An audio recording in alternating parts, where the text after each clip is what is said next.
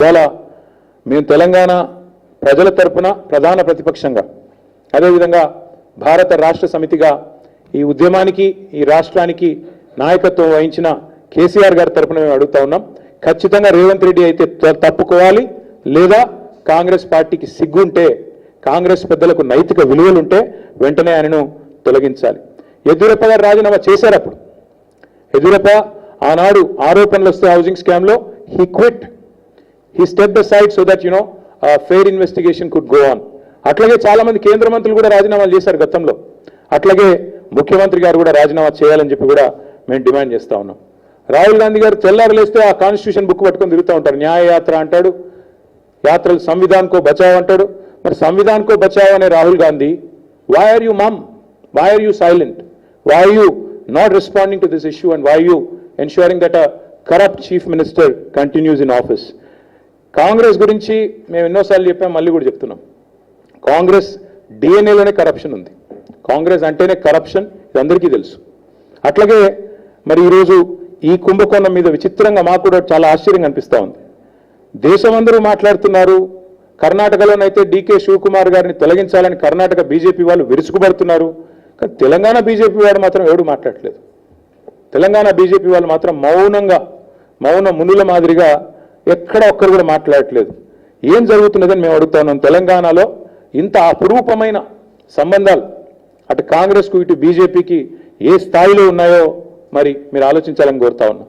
Telangana BJP ఎంపీలు చేస్తున్న భూ అక్రమాలకు, భూ దందాలకు ముఖ్యమంత్రి గారు వత్తాసు పలుకుతున్నందుకు మీ మౌనమా?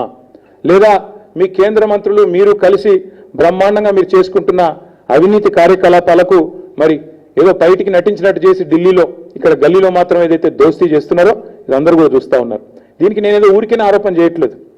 ఇది చూడండి, మంత్రి పొంగులేటి గారి ఇంట్లో రైడ్స్ అని చెప్పి, ఇది సెప్టెంబర్ 2028 వార్త. సెప్టెంబర్ 2028, ఇంకొక 2-3 నెలలు అయితే వార్షికోత్సవం కూడా అయిపోతుంది.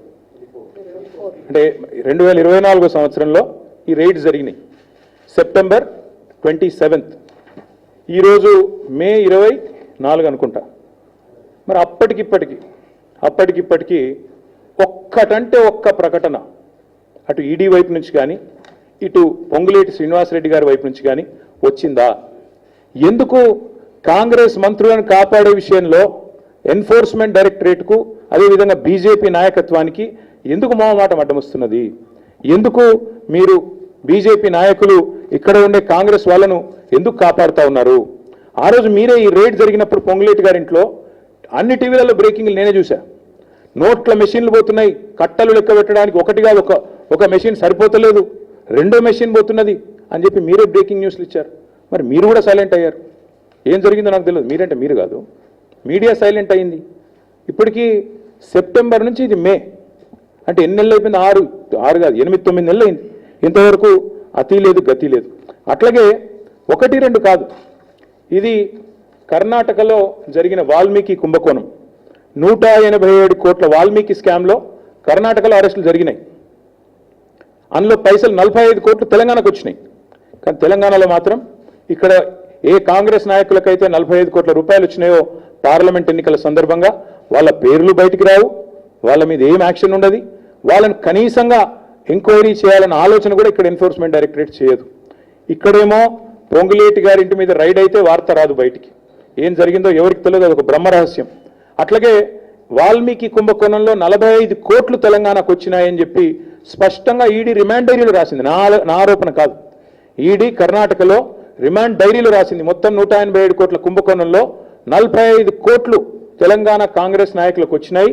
అవి రావడమే కాదు, ఇక్కడ మందు ఉన్నారు, ఇక్కడ ఎలక్షన్లో ఆ డబ్బులు వాడినారు అని చెప్పి కూడా స్పష్టంగా ఆధారాలతో సహా మరి డీటెయిల్డ్గా వచ్చింది.